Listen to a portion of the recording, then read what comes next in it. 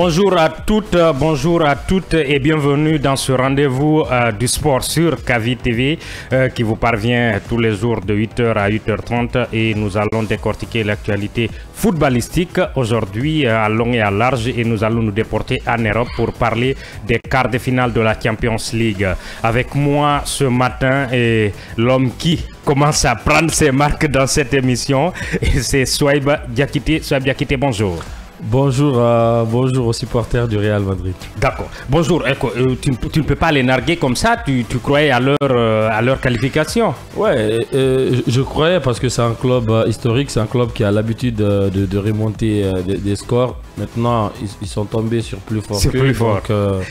Des équipes qui ont appris de leurs erreurs. Voilà. Alors, que vous soyez à Conakry, à l'intérieur du pays, partout en Afrique et même partout dans le monde, vous nous suivez sur Kavi TV.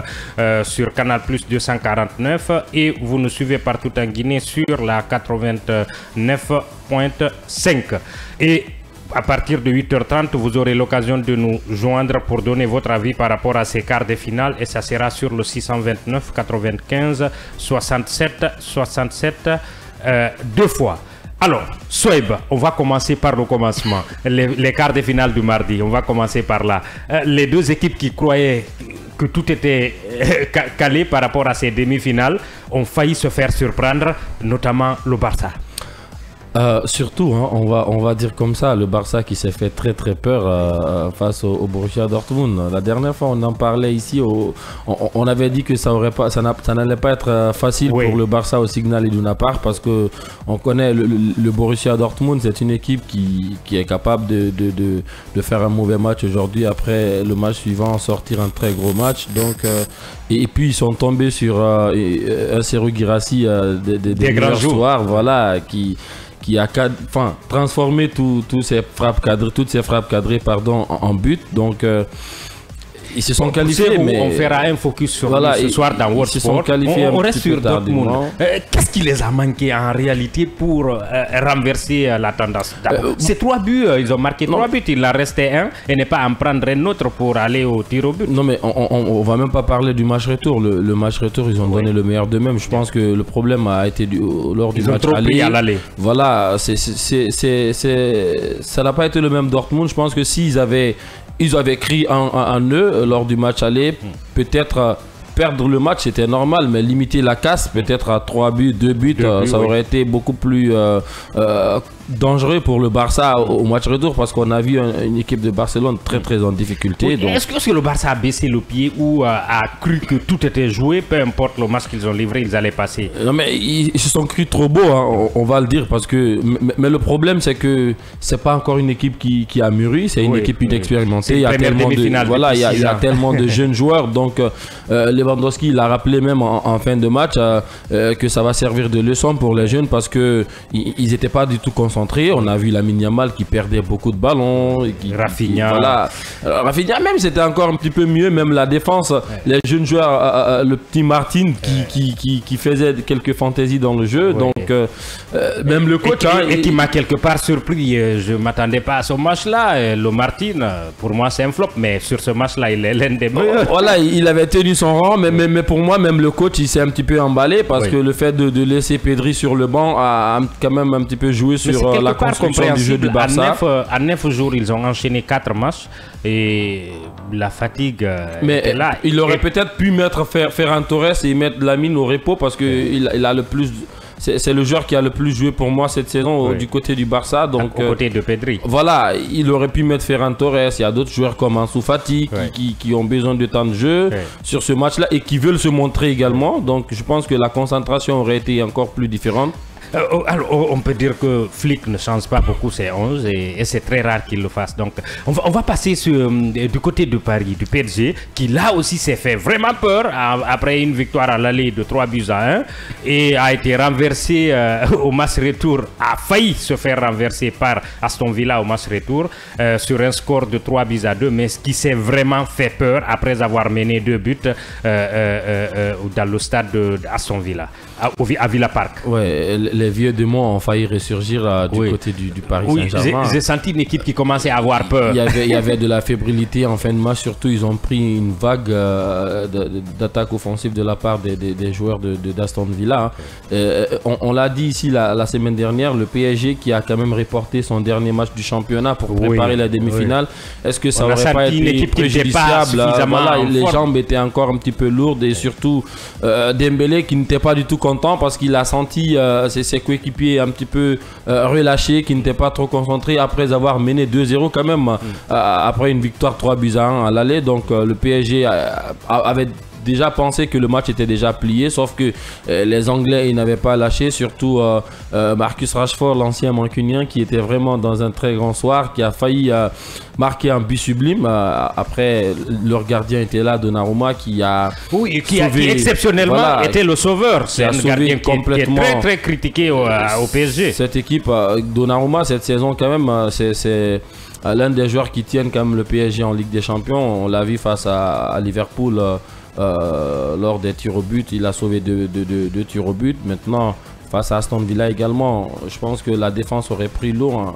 Donnarumma a été quand même le dernier rempart qui a sauvé les meubles du côté du Paris Saint-Germain. Ils sont passés.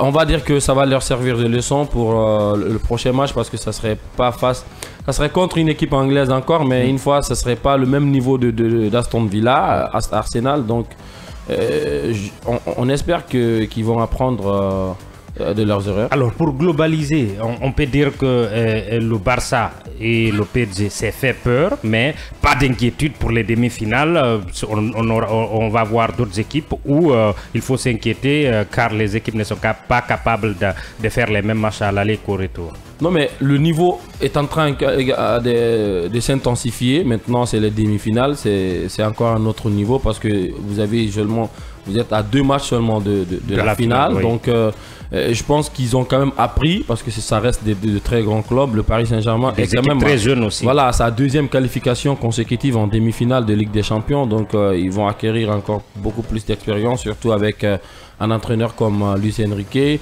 Et du côté du Barça, ça reste une institution, ça reste un grand club et Hansi Flick qui s'y connaît déjà. Donc, pas d'inquiétude. Je pense qu'ils vont se relever maintenant.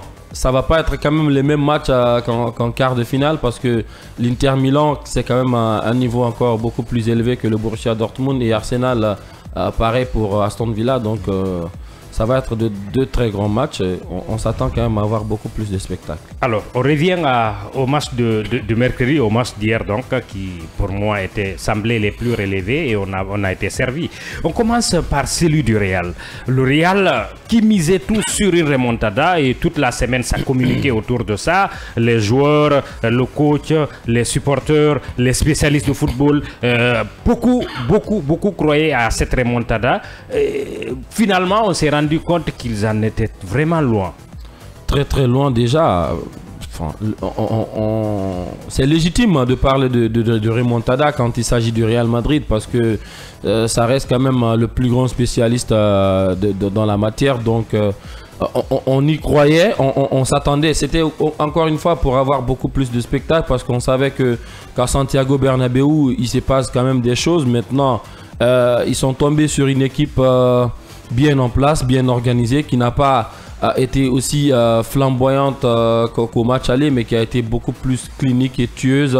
Une équipe d'Arsenal très bien organisée autour de Martin Odegaard, le créateur de cette formation. C'était une équipe qui est partie au Santiago Bernabéu, sûre d'elle, sûre de sa force. Donc le Real Madrid, on l'a dit, la mayonnaise n'allait pas prendre tout d'un coup comme ça, parce que depuis le début de la saison, c'est pas une équipe qui a outrageusement dominé la rencontre. Pas une équipe je vais poser une autre question.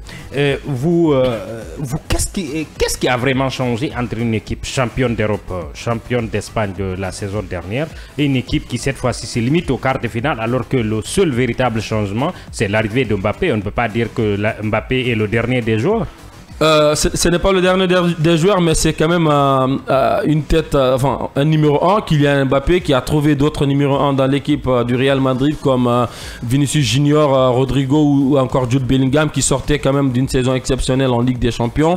Maintenant, est-ce que voilà, je pense que le problème a été pour Carlo Ancelotti l'association de ces 4 joueurs-là, parce que les 4 fantastiques. Voilà, quand vous avez un joueur comme Jude Bellingham, qui est au préalable quand même un milieu box-to-box, mais qui a sorti une saison exceptionnelle, qui est habitué au but voilà, qui est habitué au but, et surtout quand vous avez un Kylian Mbappé qui n'est pas forcément un joueur de surface.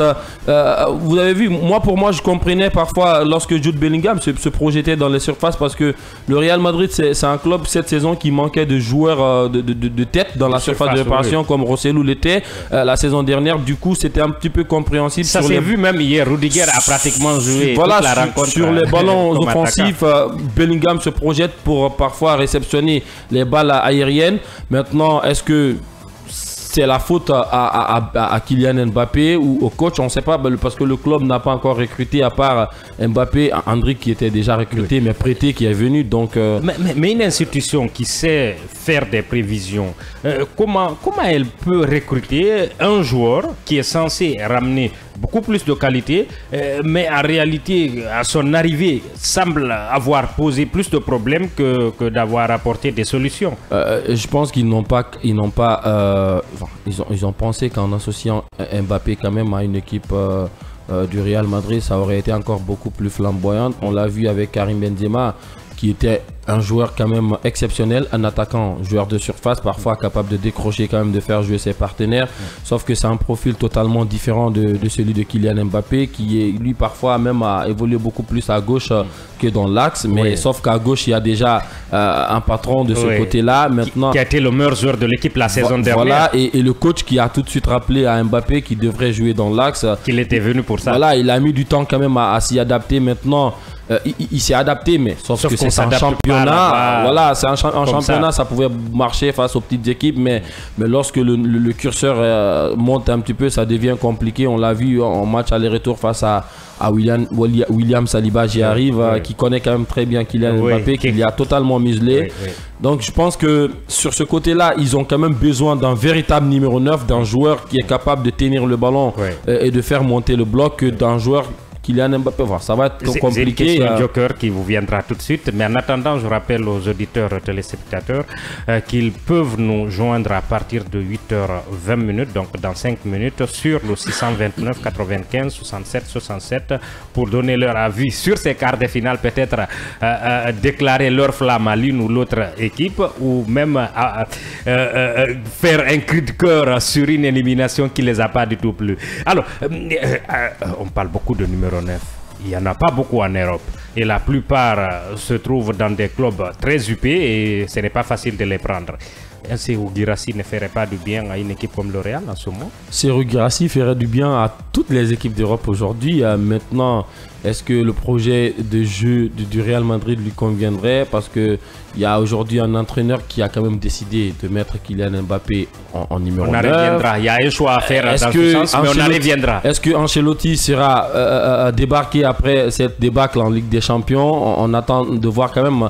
Moi, j'ai lu une information hier. Il y a l'ancien entraîneur de Liverpool, Jürgen Klopp, qui dit quand même qu'il aimerait revenir au Real Madrid si on lui faisait appel. Donc, peut-être qu'il y a aussi Xabi Alonso qui est dans la liste en cas de départ de Carlo Ancelotti. Donc, globalement, le cas de Mbappé, depuis le début de la saison, et peut-être ceux qui suivent nos émissions le savent, j'avais dit depuis le début qu'Ancelotti devra faire un choix entre Vinicius et Mbappé. Ça ne sera pas facile, mais pour avoir une équipe compétitive, il devra faire un choix. Malheureusement, il n'a pas su faire un choix. Il s'est imposé le desiderata de ces deux joueurs-là et ça a conduit à ce niveau. Ce n'est pas fini. Mais ces deux joueurs ne peuvent pas jouer dans une même équipe face à une équipe de haut niveau. Ça peut marcher en championnat, mais ça ne peut pas marcher de l'autre côté.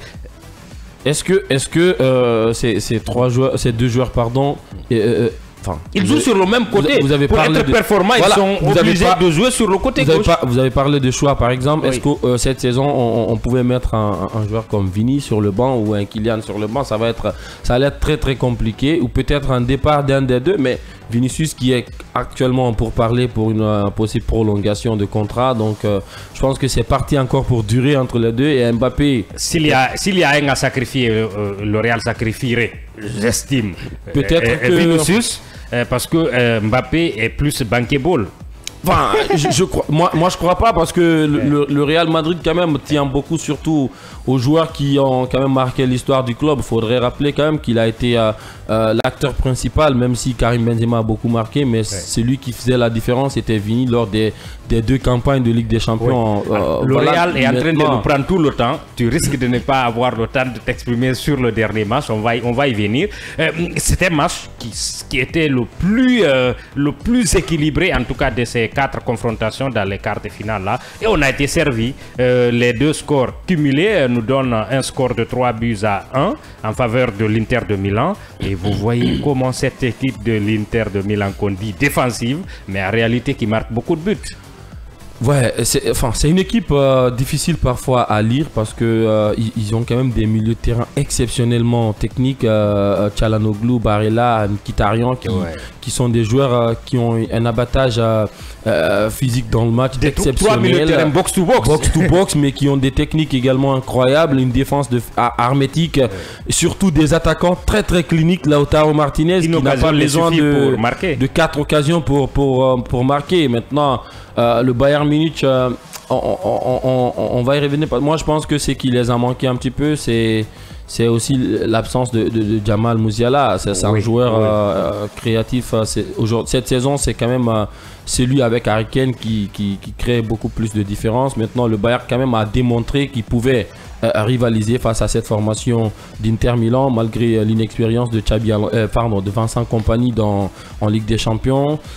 Voilà, je pense qu'ils vont quand même revenir la saison prochaine avec beaucoup plus d'idées. Certainement, il y aurait des... On rappelle que l'heure des auditeurs et des téléspectateurs est arrivée, et vous pouvez nous joindre sur le 629 95 67 67 pour donner votre avis sur ces quarts de finale, avouer vos sentiments peut-être de déception, ou même déclarer la flamme à votre équipe, et pourquoi pas se projeter pour ces demi-finales de la Ligue des Champions. Tout le monde a vibré cette semaine, et on va sûrement continuer sur cette lancée dans 2 semaines pour les demi-finales. Alors, pour ce qui est du Bayern, la saison n'est pas terminée, mais bon, tout comme le Paris, quand ces 2 équipes-là sont éliminées en Champions League, on considère que la saison, elle est ratée, parce qu'en championnat, le plus souvent, c'est facile. Surtout que le Bayern Munich nous a quand même habitué, l'une des rares équipes à rivaliser quand même face au Real Madrid en Champions League, même si elle se fait éliminer à chaque fois par le Real Madrid. Mais voir un Bayern Munich quand même éliminé en quart de finale, c'est quand même une surprise pour moi, parce que ça reste une institution, ça reste une très grande équipe. Donc voilà, mais on va mettre ça sur le coup d'une expérience de l'entraîneur, parce que il n'est pas habitué à affronter des équipes aussi de calibre comme on a quelqu'un au bout de le... Allô? Oui, bonjour monsieur, vous vous appelez comment et vous nous appelez d'où? Ici Ousmane. D'accord, vous nous appelez d'où? Oui, on vous écoute. On l'entend pas très bien. Oui, bonjour monsieur, vous vous appelez comment et vous nous appelez d'où? C'est Silla Richek depuis Bessia. Alors monsieur Silla, bonjour et bienvenue. Qu'est-ce que vous avez pensé de ces quarts de finale là?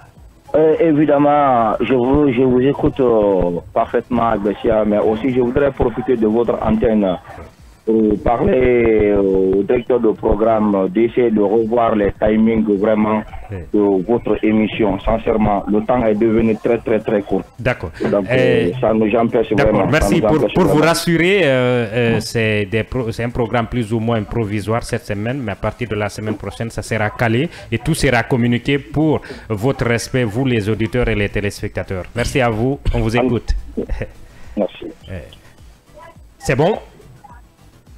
D'accord. Oui, il y a quelqu'un d'autre au bout de la ligne. Alors, pouvez nous joindre sur le 629 95 67 67 pour donner votre avis sur ces quarts de finale. Alors, oui, bonjour monsieur, vous vous appelez comment et vous nous appelez d'où? C'est Ousmane Tawia, toujours. Oui, monsieur Ousmane, vous avez pensé quoi de ces quarts de finale là, globalement? Le quart de finale a passé par nous aussi quand même. Il n'y a pas eu de surprise pour vous? Il n'y avait pas de surprise. Tout le monde connaissait cette fois-ci le Real Madrid. Moi, je supporte Real. Donc vous pensez que c'est une élimination méritée? Méritée même. Même saison prochaine, s'ils continuent comme ça, ils vont avoir plus, c'est ça? Oui. Alors, pour se projeter sur les demi-finales, vous voyez quelle équipe aller au bout? Moi, je vois Paris finale cette fois-ci contre Inter. Contre Inter. Et vous voyez l'Inter ou le Paris vainqueur? Moi, je suis le supporter de Marseille, mais je pense Paris cette fois-ci, ils vont prendre ça. Donc, vous ne voulez plus être à jamais les premiers, c'est ça? Non, je suis Marseille. Moi, je n'aime pas Paris, mais je vois la logique. Vous les voyez bien cette année? Je le vois cette fois-ci. Okay. Alors, merci monsieur, et on va donner l'occasion à un autre. Alors, bonjour, vous vous appelez comment et vous nous appelez d'où? Oui, bonjour monsieur. Oui. Je m'appelle André Pissemou. Oui, monsieur. Alors, on vous écoute, vous avez pensé quoi de ces quarts de finale là? Bon, c'était prévisible ce qui est arrivé. Oui. Au Real, mais pour Bayern, là, ça m'a un peu surpris. Oui, vous attendiez à la qualification du Bayern, c'est ça? Effectivement. Oui. Mais au final, moi, je vais déjà vous dire de noter ça quelque part. Oui. La finale sera entre Barcelone et Arsenal. Arsenal. Ah, vous ne voyez pas Paris ou Inter passer, d'accord. Et le vainqueur, vous pensez que ça serait qui? Le vainqueur, ça, c'est difficile à dire. Oui, c'est pas évident. Quand même, c'est des équipes qui se valent. Alors, merci à vous, monsieur. On va donner l'occasion à un autre de s'exprimer par rapport à ces quarts de finale là. Alors, vous comprenez quelque peu les tendances. Les supporters du Real ne sont pas du tout contents, mais bon, ils ne sont pas aussi surpris par rapport au niveau affiché du Real depuis le début de la saison et tout. Et il faut dire que certaines décisions doivent être prises. Oui, bonjour, vous vous appelez comment et vous nous appelez d'où? Bonjour, moi c'est Ni Traoré. Oui, monsieur Traoré. Alors, bienvenue depuis Dibreka. Vous avez pensé quoi de ces quarts de finale là? Bon, moi je suis madrilène 100%. Oui. Bon, ce qui est sûr, le fait que nous sommes sortis de la compétition, on ne se décourage pas. Oui. Vous n'êtes pas découragé? On ne se décourage pas, à la Madrid toujours. Oui. Avec les 15 étoiles, on est fiers de ça. Oui. Et on félicite nos adversaires Arsenal qui nous a battus. Qui ont été supérieurs cette fois-ci. Cette fois-ci. Alors, vous voyez quelle équipe aller au bout de cette compétition? Ah bon, après, je parle quand même Paris, parce qu'on est parce que Paris est... Vous misez sur le PSG? Voilà, donc moi je suis à Paris et je souhaite Paris, j'ai mis sur Paris. Ah, vous misez sur Paris. Alors, merci à vous depuis Dibreka et vous pouvez nous joindre toujours sur le 629 95 67 67. Bonjour, vous vous appelez comment et vous nous appelez d'où? Bonjour, la radio qui fait vibrer. Ah, bonjour monsieur. L'Argentine de la Guinée. Merci, merci. Vous allez bien? Oui. Alors, vous avez pensé quoi de ces quarts de finale là, globalement? Avant le quart de finale, vous me permettez un peu? Oui, on vous écoute, monsieur. Je reviens au premier auditeur qui a dit votre timing est un peu petit parce qu'il y en a beaucoup là. Oui. Alors, vous pensez que le timing est petit, c'est cela? Non, revoyez ça un peu maintenant par rapport à la demi-finale. Oui. Nous, ça fait longtemps que nous avons quitté là-bas. Quand vous dites nous, vous parlez de quelle équipe? Vous êtes qui? Je parle du Grand Barça. Ah, d'accord, oui. Donc, on ne va pas se laisser faire. Ah, vous pensez que le Barça pourra aller au bout, c'est ça? Il est condamné même à le faire. D'accord. Après 10 ans de disette, c'est cela? C'est vous quand j'ai dit qu'il est condamné. Oui. Alors, merci à vous. On va représenter l'Espagne. Oui.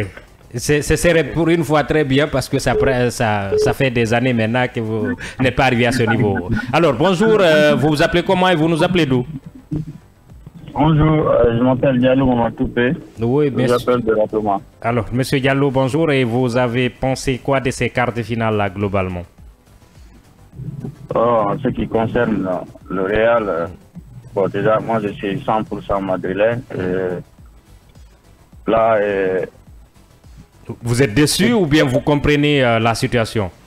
On n'est pas déçu, on n'est pas déçu. Là, cette année, Real était en train de forcer la situation pour s'en sortir. Oui. Il y a plein de problèmes à régulariser qui n'est pas encore totalement réglé. Vous n'êtes pas surpris de l'élimination? On n'est pas surpris de l'élimination. D'accord. On n'est pas surpris. Alors, quelle équipe vous pensez pourrait aller au bout de cette compétition? En ce qui concerne la finale, je vois cette année le PSG et Arsenal. Arsenal. Non, PSG et Arsenal ne pourront pas être les deux en finale. Les deux s'affrontent en demi. Ah bon, d'accord. Si les deux s'affrontent en demi, alors ça serait cette année. Cette année, ça serait Inter alors. Alors, merci à vous et merci. Nous allons donner l'occasion à un autre de donner son avis. Merci à vous, monsieur. Merci bien. Alors, Souaib, je crois qu'on s'achemine vers la fin. On a entendu le cri du cœur de certains auditeurs qui pensent que c'est petit, le timing. Ça, c'est au programme de gérer la situation. Mais bon, ils sont les rois. C'est eux qui font ce que nous sommes et tout. Si on est là, c'est parce qu'ils nous écoutent, ils nous suivent, ils nous soutiennent et tout. Donc, sûrement, une décision sera prise dans ce sens. Le football est un peu l'opium du peuple à côté de la religion. Donc, on comprend. Oui, votre dernier mot? Le dernier mot, mot de la fin. Les auditeurs ils se sont prononcés sur les favoris. Bon, enfin, moi je souhaiterais quand même que pour une fois que le Paris Saint-Germain remporte la Ligue des Champions. D'accord, vous misez sur le PSG. Enfin, je ne mise pas, mais je souhaite qu'il gagne. Vous souhaitez. Alors, merci à vous qui nous avez suivis sur Kavi TV, écoutez sur Kavi FM partout en Guinée et à travers le monde. Nous avons été très content de vous servir ce matin et nous reviendrons demain pour la même chose. Et merci à vous partout où vous êtes. Passez une excellente journée en compagnie des programmes du Média du Développement. Merci et bonne journée.